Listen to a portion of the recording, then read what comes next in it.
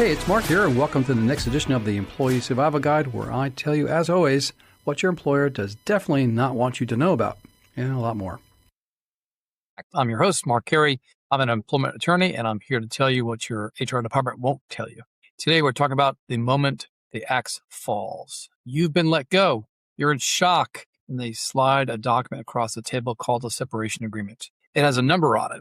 Most people look at the number. They feel grateful just to get something, and they sign it. Stop. That number is not a gift. It's a purchase price. They are buying your rights. And today I'm going to teach you how to negotiate the real price of your signature so you don't leave money on the table. Let's first debunk a major myth. Employees always ask me, Mark, isn't there a law that says I get 2 weeks of pay for every year I worked? If I was asked that question, I would be a millionaire over and over and over because I'm asked it so many times. The answer is no. Unless you have a union contract or an employment agreement that explicitly states it, there is no federal or state law mandating severance pay. Zero.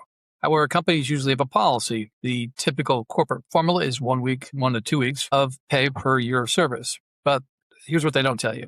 That is the floor, not a ceiling. That is the go away quietly price. If you are over 40, under the Older Workers Benefit Protection Act, you have 21 days to consider that agreement. Use them.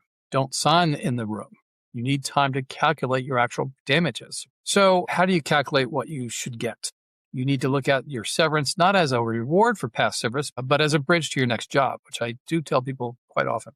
I want you to calculate your personal burn rate, your cash in your bank, and how long you're going to last. You don't want to deplete all your savings. But you want to, you need to figure out how long it will take you to find a comparable job in the market. If you are a C-suite executive, it might take 9 to 12 months. Typically, those folks have agreements in advance of their termination. We always negotiate it that way. If you are mid-level, maybe 3 to 6 months of pay. If they offer you 4 weeks of pay, but the market data says it will take you 6 months to find a job, that offer is insufficient. You need to counteroffer based on the market reality, not just their internal formula. Remember, employers are cheap. Your argument to them is simple. Your offer exposes me to significant financial risk based on current hiring trends. For my role, I need 16 weeks, not 4, to secure new employment. Don't be shy about it. Now, let's look for the money they hope you forgot. I call this the hidden buckets. Bucket number 1, the bonus. If you are fired in October or November, you have earned almost your entire annual bonus. But most bonus plans, say you must be employed on the date of your payout to get it. That is a loophole used to steal your labor, demand the prorated bonus. We do this all the time at an executive level. No reason you shouldn't do it for you. If you worked 75% of the year, you deserve 75% of your bonus. Don't back down. So bucket number 2, the commission. People, listen to that. Look at your pipeline. If you close deals that haven't yet paid out, get that running. Do not let them walk away with your commissions. Bucket number 3. And stock options. This is a huge one. If your stock vests next month and they fire you today, they are effectively clawing back that equity. I often negotiate what's called accelerated vesting as part of the severance. Ask for the next tranche of stock to vest immediately. The COBRA trap. Let's talk about health insurance. COBRA is expensive. It's 102% of the premium. If the employer is offering to reimburse you for COBRA, that reimbursement is often taxable income to you. Instead, ask the employer to continue paying the employer portion of the premium directly to the insurance carrier for the severance period. I also have asked the employer to pay both the employer and employee premium during the severance period. It saves you the tax hit and keeps the money flowing smoothly. Also, never accept coverage ends at the end of the month. If you were fired on the 28th and asked for coverage to the end of the month, well, ask for the following month after that. Let's talk about the value of your silence. Finally, remember that you are what you're selling.